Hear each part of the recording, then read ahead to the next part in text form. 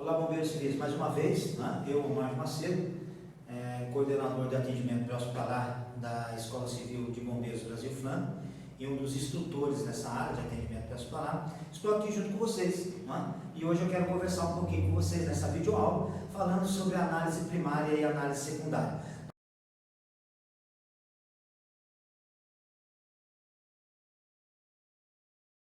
Nós vamos trabalhar um pouquinho agora somente a parte teórica da análise primária e análise secundária. Num próximo vídeo a gente vai trabalhar um pouquinho a parte prática da análise primária e secundária, correto? Então vamos trabalhar um pouquinho essa questão aqui, da análise primária. O que eu tenho que guardar, o que eu tenho que ter de conhecimento, o que eu tenho que ter como ação e reação para uma boa análise primária e para uma boa análise secundária. A primeira questão que eu tenho que ter em mente quais são os pontos, né, vamos dizer assim, principais na minha chegada ao local de um acidente ou ao local onde tem um acidentado.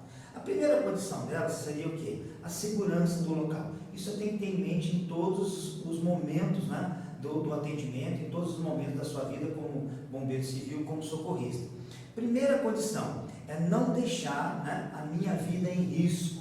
Por exemplo, se eu tenho uma ribanceira, será que eu posso simplesmente chegar e já descer a ribanceira? Não. Será que eu vou utilizar um outro equipamento para poder fazer uma descida com maior segurança? Não colocar também a vida, né, da minha equipe em risco. Por exemplo, se eu estou numa rodovia e simplesmente tento atravessar essa via, essa pista, essa rodovia, sem olhar para os lados, né, eu posso ser atropelado por um veículo. Correto? Eu posso também colocar a vida da minha equipe em risco se eu não tiver, por exemplo, um sistema de isolamento, né? Seria, por exemplo, através de cones ou não, né? Justamente para eu poder ter uma área, né? Uma área segura para eu poder fazer o atendimento a essa vítima aí.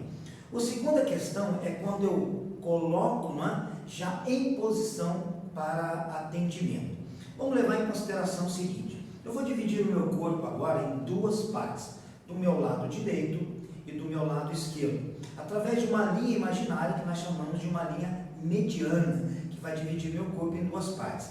Essa linha mediana, né, eu vou ter que colocar os meus joelhos no chão. No próximo vídeo nós vamos estar mostrando isso. Vou colocar os meus joelhos no chão, na linha torácico-mamilar dessa vítima, torácico-mamilar. Então a minha linha mediana tem que estar na linha torácico-mamilar. Por quê? Porque com os joelhos dobrados no chão e a minha linha mediana na linha torácico-mamilar, eu vou conseguir colocar as minhas mãos próximo à cabeça, próximo ao tórax, próximo ao abdômen, consigo chegar até a pelve ou a bacia, e em alguns momentos eu consigo chegar até ao meu fêmur, né, o fêmur dessa vítima. Então eu consigo já trabalhar a análise primária, já encaixando com a análise secundária, que seria a palpação, né, o toque, para eu poder descobrir, por exemplo, uma fratura, né, ou qualquer outro tipo de trauma.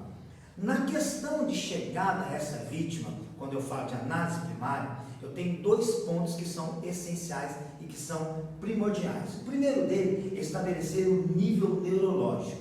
Então eu vou colocar a mão na vítima e vou dizer: senhor, senhora, tudo bem? Parece até uma pergunta retórica, né? É claro que se ela está caída ao chão, né, ela não está bem. Mas essa pergunta ela tem uma linha de fundamento, ela tem uma referência de fundamento, que é justamente para eu já classificar no primeiro momento o quê? A condição de um Glasgow, por exemplo, né? Onde eu vou ter os três níveis, que é o nível ocular, o nível verbal e o nível motor. Porque dentro dessa condição neurológica, ela vai estar voltando os olhos para mim, vai estar voltando a cabeça para mim. Então, quer dizer, eu já tenho um nível ocular, eu já tenho um nível motor que ela consegue se movimentar, e se ela conseguir falar comigo, melhor ainda, que eu vou ter um nível verbal, justamente para apontar vocais, né, que ela possa estar sentindo dor, a questão, né, dessa troca conversacional com ela, e eu já, dentro desse nível neurológico, já estabelecer se ela é uma vítima responsiva ou uma vítima irresponsiva, tá? O segundo ponto principal é o pulso carotídeo, tá? Então eu vou pegar os dois dedos, o indicador e o anular, nunca o polegar. O polegar nós não fazemos, né, o toque para poder descobrir, né, para poder sentir o batimento cardíaco, né, na carótida, na veia carótida. Por quê? Porque eu tenho uma veia braquial que passa aqui, ó, nessa região, ela vai chegar na junção, né, dos dois dos ossos aqui, onde eu tenho o cotovelo, e vai se direcionar em direção, né, vamos dizer, vai direcionar ao meu polegar. Então, se eu fizer isso daqui na vítima, colocar o meu polegar, eu posso estar sentindo, né? Eu posso ter a referência do meu batimento cardíaco e não da vítima. Então, eu vou estar utilizando, dentro desse procedimento, protocolo com instrução técnica, o dedo indicador e o dedo anular. Eu vou pegar o lóbulo da orelha, né? Presta bem atenção aqui, o lóbulo da orelha, e vou seguir em linha reta, tá? Descendo em direção à minha clavícula. Normalmente nós vamos ter o ponto entre a traqueia, tá? E essa linha imaginária reta que a gente desceu aqui do lóbulo da orelha. É onde nós vamos colocar os nossos dois dedos aqui, tá? E sentir o quê? O batimento cardíaco. Para eu poder ter o quê? A referência do pulso carotídeo, tá? E logo em seguida, né, nós vamos ter o quê? A referência de respiração. Vamos entender agora como é que funciona essa questão de respiração, tá certo? Com relação à vítima masculina, nós vamos ter uma movimentação maior do abdômen. Quando ele respira, ele movimenta mais o abdômen. E quando a vítima for do sexo masculino, ela vai movimentar mais a área torácica, tá? Então eu vou trabalhar, né, alguns sentidos do meu organismo, que eu vou conversar um pouquinho com você mais lá na frente, tá certo? Então nesse primeiro momento vai ser o toque, né? Eu vou colocar o dedo indicador anular, né, na linha da carótida para sentir o batimento cardíaco. Enquanto isso, com meus olhos, eu vou ver a movimentação torácica e a movimentação abdominal para eu poder estabelecer tanto o batimento cardíaco como também respiração.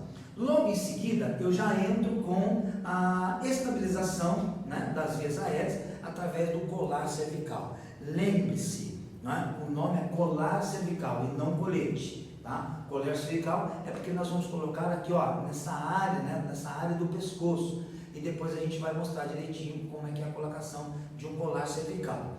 Dentro da estabilização, né, da cervical, nós temos um termo chamado TRM, que significa trauma raquimedular, onde toda vítima encontrada ao solo, ela vai ser considerada uma vítima com TRM. Isso quer dizer o quê? Que se eu não vi essa pessoa chegar ao solo, quer dizer, ela cair ao solo, eu sempre tenho que classificar o risco de um trauma, como nós já falamos nas aulas passadas, falando de trauma, né? De um trauma crânioencefálico, que é um TCE, ou um trauma de coluna, que é o TC. Então eu já vou entrar dentro dessa estabilização, a colocação do colar cervical. Leve em consideração que quando ela chegar no hospital e for identificado um trauma na coluna, nós ganhamos a nossa ocorrência, porque nós já começamos a fazer o quê? Começamos a colocar pontos de estabilização, né? Pontos para ganhar, né? Vamos dizer assim, pontos para eu poder ter uma boa resposta positiva dentro de uma análise, né, primária e secundária com relação ao quadro clínico dessa vítima.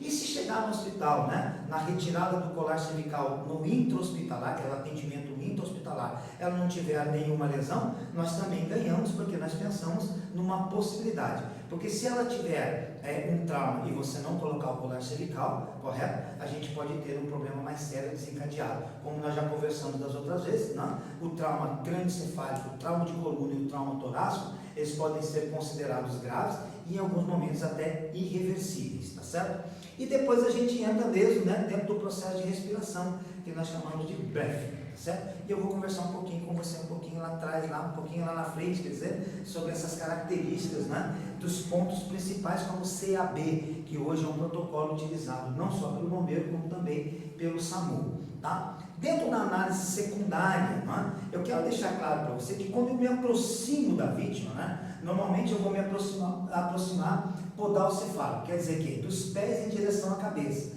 Por que eu me aproximo da vítima em podal-cefálico? Porque enquanto eu estar me preparando para a análise primária, quer dizer, me preparando para verificar nível neurológico, batimento cardíaco, respiração, eu vou estar verificando a segurança do local, eu vou estar verificando, por exemplo, se ela precisa da estabilização da coluna cervical, do risco de ter um TRM, que é um trauma raquimedular. Eu já estou com o meu sentido visual, né, com a minha visão, já estar o quê? Percorrendo toda essa vítima e já procurando, por exemplo, né, pontos com a presença de sangue, pontos com presença, por exemplo, de uma arma de fogo, de uma faca, de um, por exemplo, um invólucro, ou então de um frasco de medicamento, que vai dar uma caracterização, né, de que provavelmente ela poderia estar tentando tirar a própria vida. Então eu vou ter esse contexto relacionado, né, dentro da análise primária, já voltando os meus olhos para a análise secundária.